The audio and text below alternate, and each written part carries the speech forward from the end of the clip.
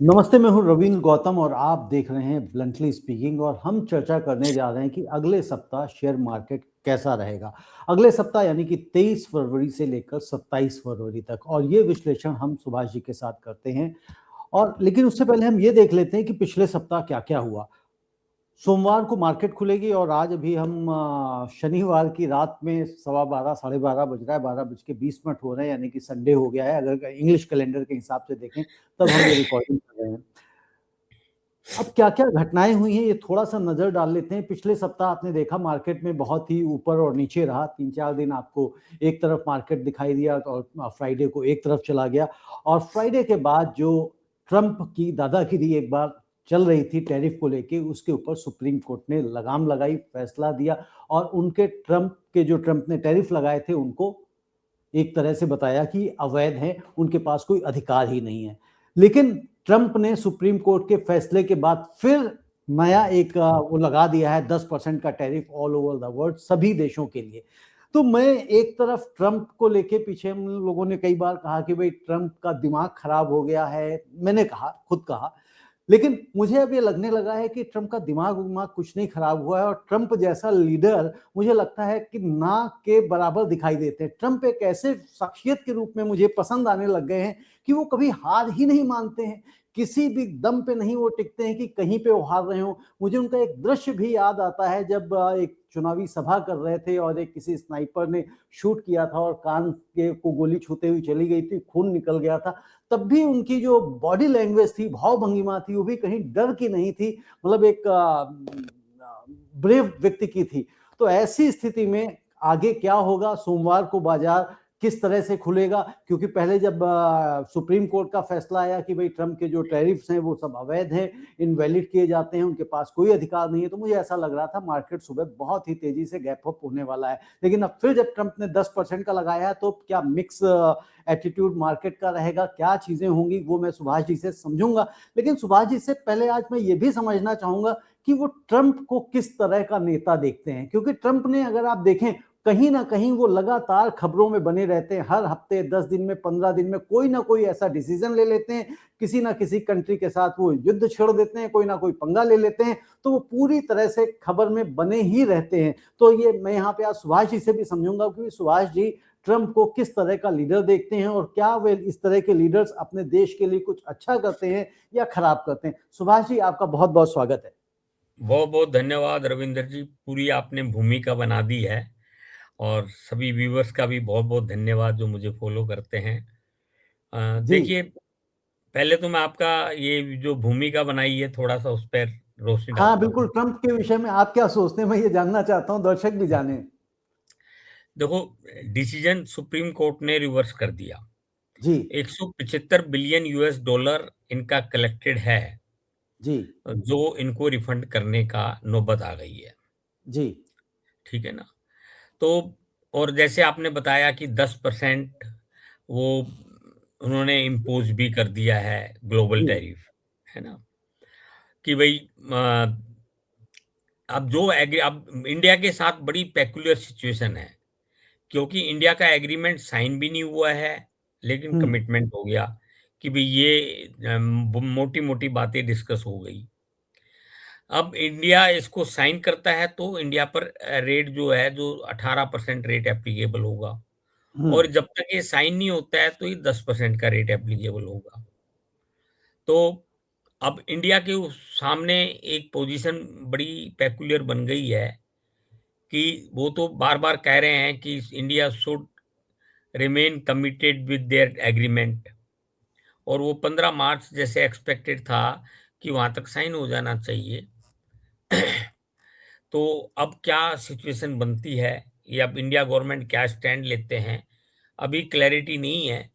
लेकिन यह है कि बहुत सारी प्रोविजंस हैं, डिटेल डिस्कशन है, उसमें मान लो टाइम लगता है, क्योंकि ये 150 दिन के लिए 10% टैरिफ लगा जी है नहीं?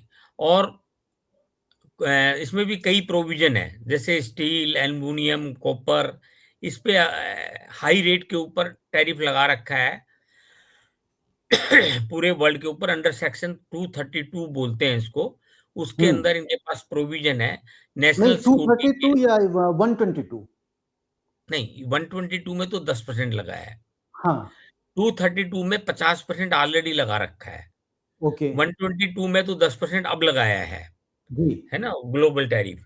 और हाँ जी, हाँ जी। 232 में ऑलरेडी वर्ल्ड के ऊपर स्टील, एल्युमिनियम, कॉपर और कुछ वो ऑटो लगा पार्ट्स रखा का है। 25% है, वो हम्म। ऑलरेडी लगा रहा है, लगाया हुआ है वो। इन स्पाइट ऑफ एग्रीमेंट था नहीं था, वो लगा रखा है और वो रहेगा। वो 232 के अंदर इनको अंडर सिक्योरिटी पावर है। ये एक स्पेशल प्रोविजन है। और ओके। बहुत सारे आइटम्स एग्जम्प्ट भी हैं उस हम्म। 232 के अंदर। और एक 301 सेक्शन और है, वहां पर भी ये लगा सकते हैं। और अंडर ओके। सेक्शन 122 में 15% तक लगा सकता है, इसने 10% ही लगाया 10 लगाया है जी। है ना, तो ये एक रीजनेबल लगाया है। हम्म। तो अब इनके पास 175 बिलियन यूएस ट्रेजरी से जब पैसा जाएगा जो रिफंड करना है, तो इसमें दो सिचुएशन है कि कोर्ट ने अभी कुछ क्लियर नहीं किया है कि कैसे रिफंड होंगे। वो लोअर कोर्ट और फर्दर अपने डिस्प्यूट पर छोड़ दिया है। जी। मान लो ये मैं मानता हूं कि भाई ये रिफंड डिक्लेयर हो जाते हैं। जी। एज पर ट्रम्प तो ये 5 साल लग जाएंगे डिक्लेयर हम्म। होने में। जी। लेकिन मान लो जब भी डिक्लेयर होते हैं तो इनकी यूएस ट्रेजरी की फिजिकल डेफिसिट बढ़ेगा टू दैट बढ़ एक्सटेंट। जाएगी। हम्म। 175 बिलियन से जो जी। खजाने में आ चुका है, वो हम्म। उनकी उससे थोड़ा सा लोन के रेट भी बढ़ेंगे, यील्ड भी जिसे हम बोलते हैं, वो दो जी। तीन पैसा तो बढ़ भी गया है। तो ये एक नेगेटिव है, फिजिकल डेफिसिट बढ़ेगा, करंट अकाउंट डेफिसिट बढ़ेगा, लोन का अमाउंट बढ़ जाएगा, बॉन्ड का यील्ड रेट बढ़ जाएगा। ये उस थोड़ा सा नेगेटिव है। हम्म। अच्छा, ये रिफंड किसको मिलेगा, ये भी क्लैरिटी नहीं है। हाँ, देखो, अब तकरीबन 1500 कंपनियां हैं जो रिफंड मांग सकती हैं, ऐसा जो बात की जा रही है। हाँ, क्योंकि जैसे मान लो इंडिया से एक्सपोर्ट हुआ, जी। है नहीं, तो अब 50% टैरिफ था तो इंडिया का रेट बहुत कम था, है, और उसने बार्गेनिंग की जो इंपोर्टर है कि भी 50% टैरिफ लगाया है, तो मैं ऐसे तो नहीं है तेरे से उसी रेट में लूं और 50% टैरिफ दे के फिर वो तो मैं फिर दूसरी कंट्री से लूंगा। तो हम्म। उसमें इंडिया का जो एक्सपोर्टर है वो दबा होगा 25%। तो 25% उसने बियर किया होगा, मतलब 50% टैरिफ। और कंज्यूमर पे भी वो टैरिफ पास ऑन हो गया। अब जो पैसा आएगा, वो रिफंड, वो किसको मिलेगा, ये क्लैरिटी नहीं हम्म। है। वो जी। जो इंपोर्टर है सही मायने में वो ले जाएगा, उसको हम्म। बेनिफिट ही बेनिफिट है। बिल्कुल तो ठीक है। ये यूएस के जो इंपोर्टर हैं जिसने इंडिया से इंपोर्ट किया और इंडिया ने एक्सपोर्ट किया, तो लूजर तो इंडिया तो रहेगा, लेकिन रहेगा रहेगा बिल्कुल। हाँ, वो उनको बेनिफिट मतलब मिलेगा। इंपोर्टर को फायदा हो जाएगा। अब सुभाष जी, थोड़ा सा जो मैंने एक पूछा था सवाल आपसे कि ट्रम्प को एज ए लीडर आप किस तरह से उनको देख रहे हैं, क्योंकि जिस तरह से मैंने कहा कि वो हार मानने को ही तैयार नहीं हो रहे। देखो, ऐसा एरोगेंट है, और क्या होता है जो बड़ा आदमी बन जाता है, जिसकी मतलब सब लोग सुनते हैं, उसको थोड़ा सा नम्र रहना चाहिए, एरोगेंस नहीं होना चाहिए। ये तो एकदम दादागिरी वाली बात करता है। मतलब पैसे इकट्ठे करने में, ट्रेजरी के अंदर पैसे इकट्ठा करने में अमेरिका के लिए जो बहुत बड़ी प्रॉब्लम थी लोन की, वो 40 ट्रिलियन यूएस डॉलर से ऊपर लोन है इनके पास। इनकी हम्म। जीडीपी 26 ट्रिलियन यूएस डॉलर है। तो इनके लिए इसको लोन को सर्व करना बहुत बड़ी चैलेंज था। तो हम्म। इनको कोई एबनॉर्मल ही पैसा रियलाइज करना पड़ेगा। और इसी वजह से ये वेनेजुएला को सारा ऑयल कंट्रोल कर लिया, ग्रीनलैंड पर कब्जा करने की बात कर रहा है। जी। तो ये सारे डिस्प्यूट कर रखे हैं, पूरे वर्ल्ड से लड़ाई कर रखी है, पूरे वर्ल्ड के ऊपर ग्लोबल टैरिफ लगा रखा है पूरे, और हाई रेट के ऊपर बार्गेनिंग कर रहा है बाई हुक और बाई क्रूक। तो लीडर ईरान तो को भी गजब धमका का रहा है है, पैसे। लीडर में तो कमी नहीं है।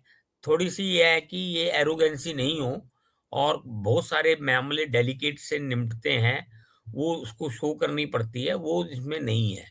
वो बहुत हम्म। बड़ा नेगेटिव है। हम्म। और जैसे कोई टैरिफ लगाना था तो ये कांग्रेस का अधिकार था, मतलब कांग्रेस का अधिकार। ऑपोजिशन को साथ में लेना था, रिपब्लिक पार्टी को साथ में लेके और ये टैरिफ लगा देता। तो ये अंडर जो इमरजेंसी पावर के अंदर जो टैरिफ लगाया, ये इसको इसमें नहीं लगाना पड़ता। हम्म। तो अभी ये डिसीजन रिवर्स हो गया। 150 दिन का इसने ये मिल गया टैरिफ इनको। 10% ग्लोबल टैरिफ लगा दिया है। तो मतलब सिचुएशन तो अभी ये बन रही है। और ये बन बताइए रही, आप। बिल्कुल। अब सुभाष जी, जो लास्ट वीक मार्केट में हमने थोड़ा बहुत उथल पुथल देखा कि हमने 4 दिन एक तरफ बढ़त देखी, फिर एकदम से गिरावट आ गई, तो इस सब चीजों का क्या कारण रहा? और जिस तरह से एफआईआईज ने आना शुरू किया था, तो फिर इसका एफआईआईज के अंदर डर जो बैठ गया है, वो क्यों है, क्यों फिर भाग रहे हैं? और आगे आने वाले समय में अब जो ट्रम्प का जो डिसीजन अभी आया है यूएस का सुप्रीम कोर्ट का, और फिर उसके बाद ट्रम्प का, तो इसका इम्पैक्ट अब आगे क्या पड़ने वाला है मार्केट के अंदर? क्योंकि जैसे आपने कहा है कि भाई 150 दिन तक ये विंडो इन्होंने 10% की खोल दी है, तो जब 150 दिन तक ये 10% तो रहेगा ही रहेगा, और अप टू 15% तक ये जा सकते हैं, तो ऐसी स्थिति में ओवरऑल जो है ग्लोबल मार्केट का जो हमारा इन्वेस्टर है, वो क्या अट्रैक्ट होगा इंडिया में? देखो, सुप्रीम कोर्ट का डिसीजन आने के बाद सारे यूएस के मार्केट बढ़े हैं। हम्म। आपको बता देता हूं मैं। S&P 500.69% बढ़ा है, जी। 6,910 हो गया। जी। नेस्डेक 0.9% बढ़ा है, 22,886 पर क्लोज हुआ। जी। डो जोन्स 0.47 बढ़ा है, 49,628 पर क्लोज हुआ। जी। ठीक है जी। तो गिफ्ट निफ्टी भी ये बढ़ी है। है जी। गिफ्ट, गिफ्ट हाँ, निफ्टी भी निफ्टी बढ़ी भी है। 300 पॉइंट ऊपर है। जी। तो मतलब मंडे को मार्केट गैप अप खुलेगा। हम्म। तो मतलब कोई नेगेटिव इफेक्ट तो पड़ा नहीं, ठीक क्योंकि है। वहां पर भी क्या है, चीजें सस्ती हो जाएगी जो महंगी हो रही थी, है नहीं। और जो वहां के लोकल कंपनियों पे जो टैरिफ, देखो ना क्या है, ये जो टैरिफ लगाता है ना, ये अल्टीमेटली यूएस कंज्यूमर पे ही पड़ता है। हम्म।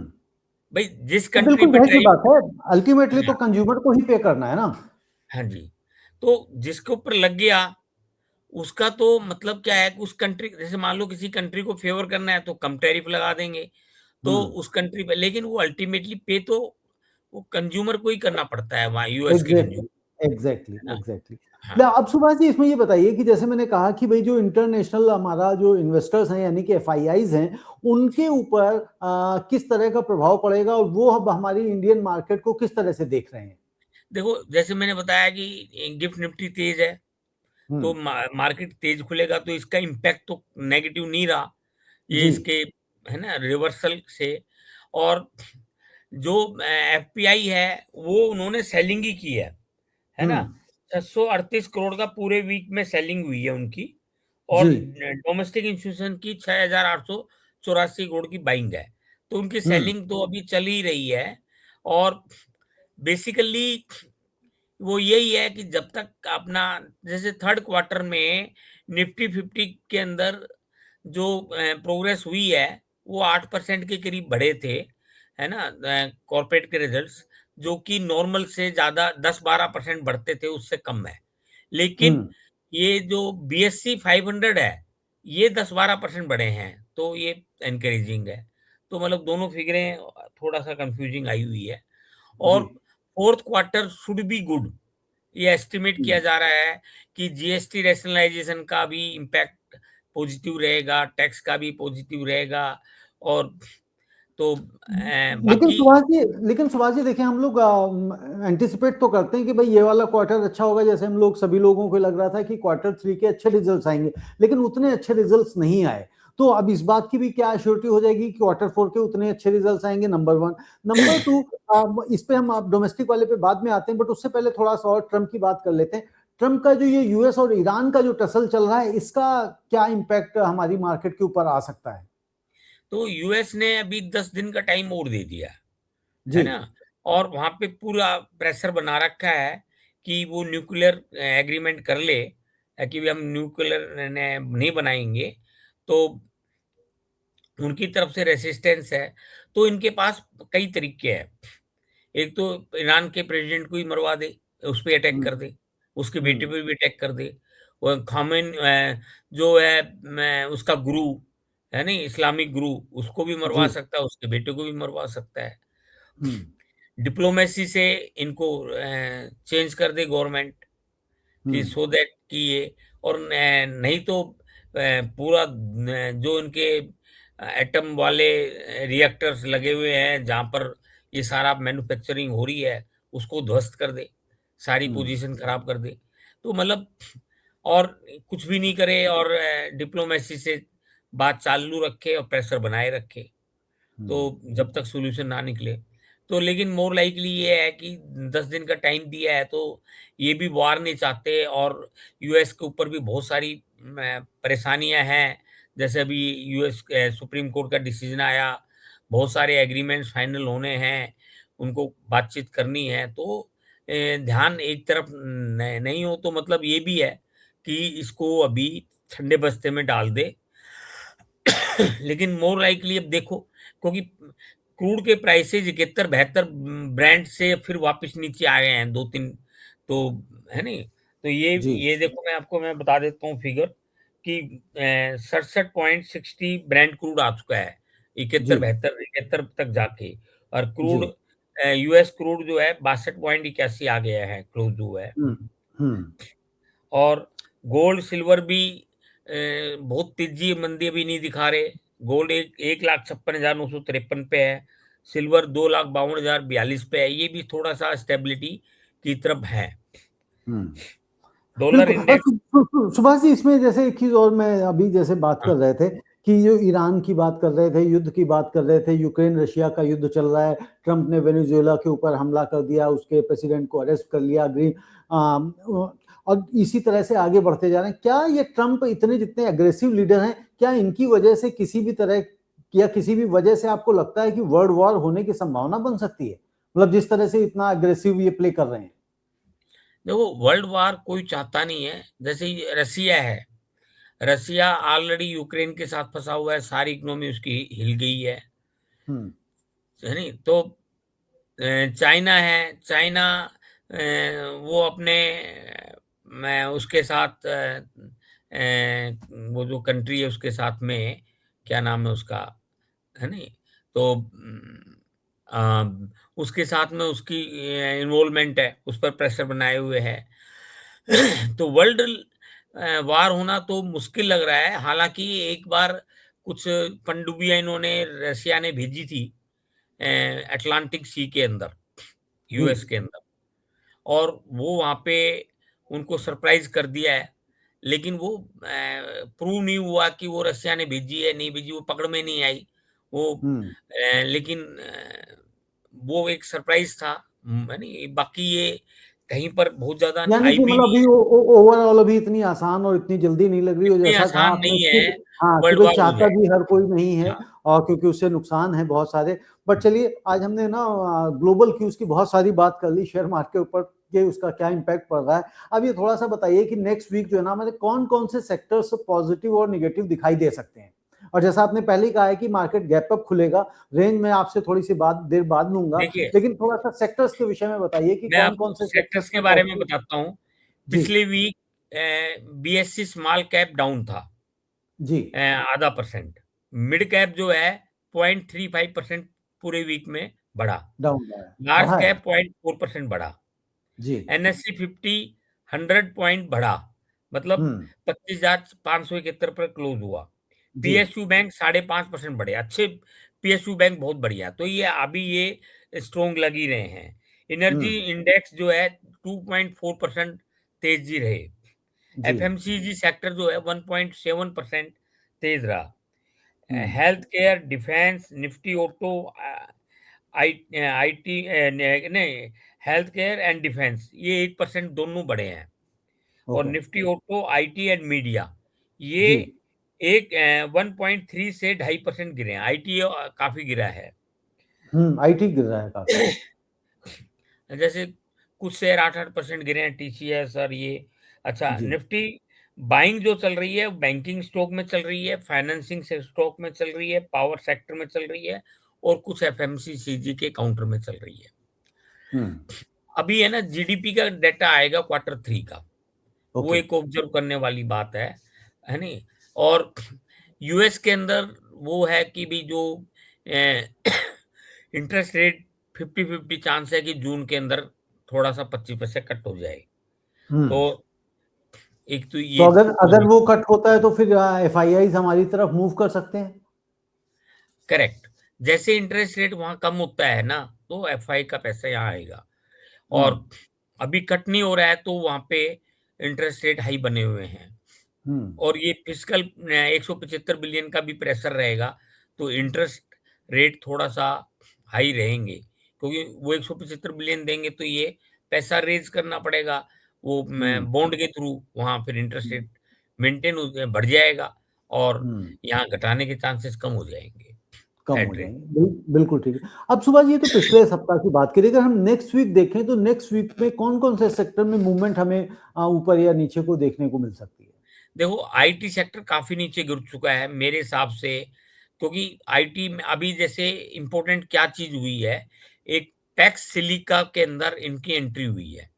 ओके। पैक्स सिलिका क्या है, एक यूएस द्वारा एक ग्रुप बनाया हुआ है, 8-10 कंट्री का, जिनके पास चाइना को काउंटर करने के लिए चाइना का एआई के अंदर और रेयर अर्थ क्रिटिकल उसमें बहुत स्ट्रॉन्ग पोजीशन है।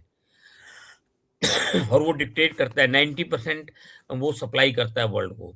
तो जिनके पास जो रिसोर्सेज है रेयर अर्थ का, उस हम्म। कंट्री को ले लिया और ओके। 10 कंट्री हो गई, उसमें अब इंडिया को भी लिया। पहले इंडिया को नहीं ले रहे थे, अब इंडिया हम्म। को भी यूएस ने परस्यूड किया और ये इंडिया को भी ले लिया है। तो एक ये हम्म। इंडिया के लिए रेयर अर्थ प्रोसेस करना और सेमीकंडक्टर इनमें इनकी पोजीशन स्ट्रॉन्ग बनेगी। क्योंकि हम्म। हमारे पास भी माइंस है, प्रोसेसिंग का नो हाउ नहीं है, तो वो अब उसका यूटिलाइज़ेशन होगा और इन सब कंट्री का जो नॉलेज है, वो आपस में शेयर होगी। तो ये ओके। एक बहुत इम्पोर्टेंट डेवलपमेंट हुई है। हम्म। दूसरा एआई समिट हमारे यहाँ हुआ है। जी। तो मैंने पिछले टाइम भी बताया था 70 बिलियन यूएस डॉलर तो कमिटेड है और 200 जी। बिलियन डॉलर तक आ सकते हैं 2 साल के अंदर। अब ये हम्म। फिगर 200 से 250 बिलियन यूएस डॉलर हो गई है। जी। तो एआई समिट बहुत पॉजिटिव रही, कंक्लूड हो गई। 4-5 दिन का उनका सेशन रहा।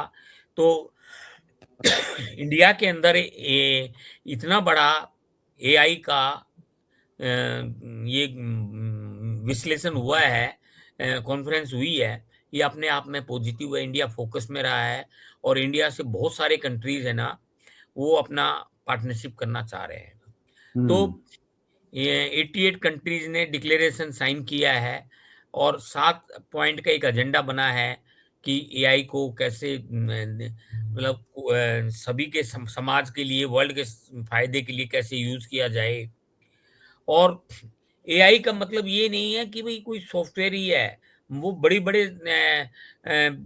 जगह लेते हैं, उस पर बिल्डिंग बनाते हैं, हाँ हाँ, म बिल्कुल, पावर का एग्जैक्टली। यूटिलाइज़ेशन है, मतलब जी बहुत जी। खर्चा करना पड़ता है, कैपिटल एक्सपेंडिचर है। तो बिल्कुल इंडिया का बिल्कुल। ब तो इंडिया में ना कैपिटल एक्सपेंडिचर बहुत आएगी, इन्वेस्टमेंट बहुत आएगी, तो ये एक पॉजिटिव सेंटीमेंट है। बिल्कुल। इंडिया यूरोपियन वो तो यूनियन का जो है वो तो हम तो सेंटीमेंट है। बेसिकली क्या है, हम तो लास्ट जो इक्विपमेंट्स है, लास्ट टूल वो देख रहे हैं, बट उसके पीछे जो प्रोसेस है वो बहुत होता है। फॉर एग्जांपल मैं हमेशा कहता हूँ कि आज अगर आप सक्सेसफुल व्यक्ति हैं एक, तो हम आज आपको देख रहे हैं, लेकिन आपने उसके पीछे कितना एनर्जी, कितना टाइम, कितनी मेहनत, कितने फेलियर्स, सब कुछ सहे हैं, कितनी ठोकरें सही हैं, तब आप यहाँ पे पहुंचे हुए हैं। तो ये बिल्कुल आपने सही कहा कि सिर्फ एआई का ऐसा मतलब नहीं, सिर्फ सिस्टम है, उसके पीछे इतना बड़ा इंफ्रास्ट्रक्चर डेवलप करना पड़ता है, लगाना पड़ता है, इन्वेस्टमेंट करनी पड़ती, लोग उसमें इन्वॉल्व होते हैं। बिल्कुल आपने ठीक कहा।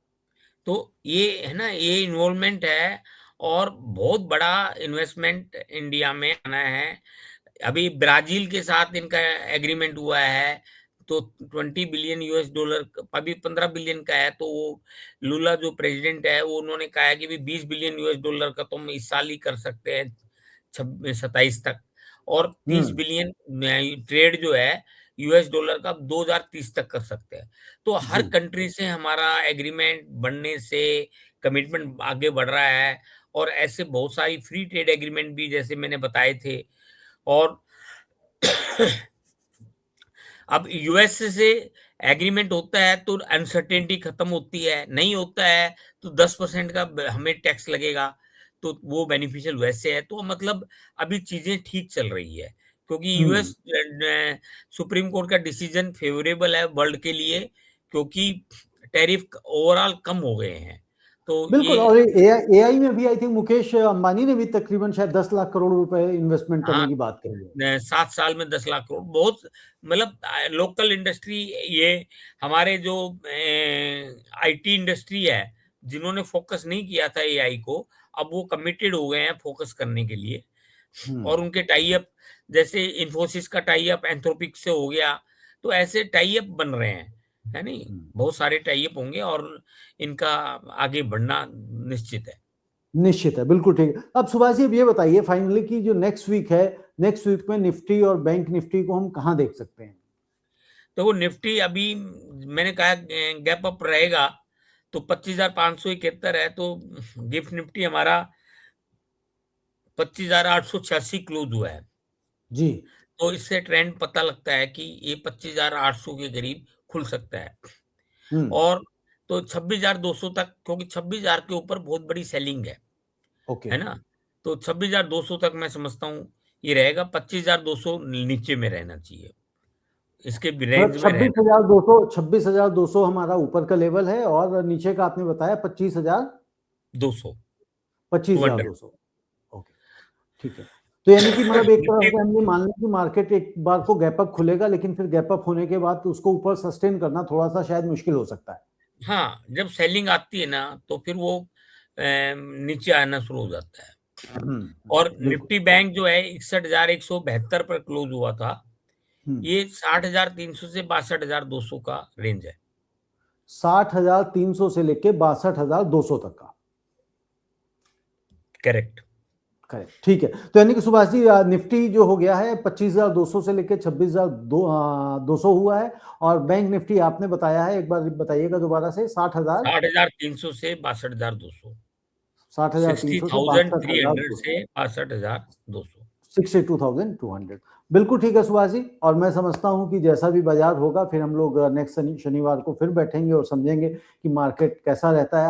हालांकि आज जो है ना शेयर मार्केट से ज्यादा ग्लोबल क्यूज के ऊपर ज्यादा चर्चा हो गई, क्योंकि ऐसा दिखाई दे रहा है कि नेक्स्ट वीक ग्लोबल क्यूज की वजह से मार्केट में काफी उथल पुथल हो सकती है।